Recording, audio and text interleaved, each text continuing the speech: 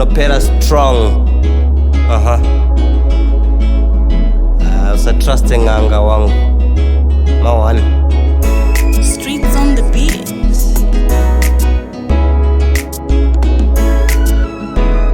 Ine ndakapedzerwa manje. Ng'anga yacho zvakandudza zvishande, ndoda mari yangu zvakandudza zvishande.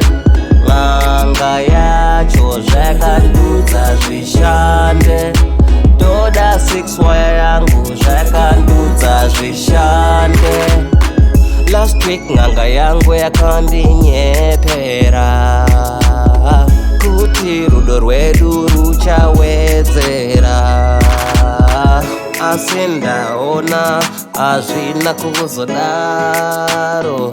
Ona ndamira auye zvekudaro. Wai uchida tirovane,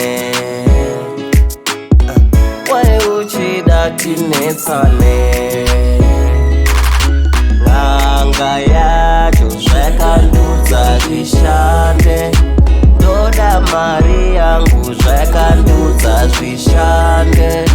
Ng'anga yacho zvakandudza zvishande, ndoda 6 wire yangu zvakandudza zvishande. Wai uchida tirovane, wai uchida tinetsane.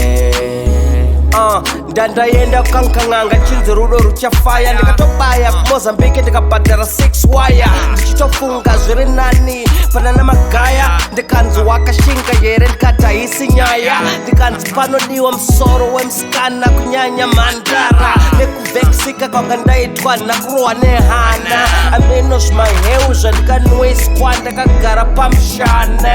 Akati problem yako ndaiona usati wasvika uchiri munzira. Ndikati kakudhara kanoona kakabata jira, kachitange kari kuripuruzira, kakatanga kushopera, kachitange kari kundinamatira. Kakati tora jira iri odzokera naro, unorisa pakanaka mumba maunorara. Chikanzi woita 1 week usingaonekwe nevanhu vepamba paunogara.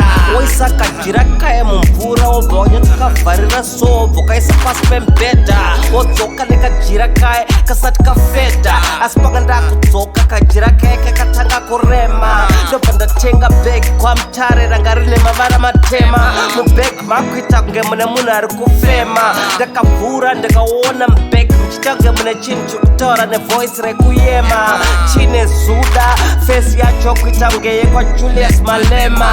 Zvikadzina Juju uye takuchinja matiri. Pane maiPhone munoriziva voisi riye rekwasiri, ndoraitaura naro achiti maskiri. Zvikanzi ndiri kuda Millers, ndikati ndochi ichocho. Zvikanzi mhiripiri.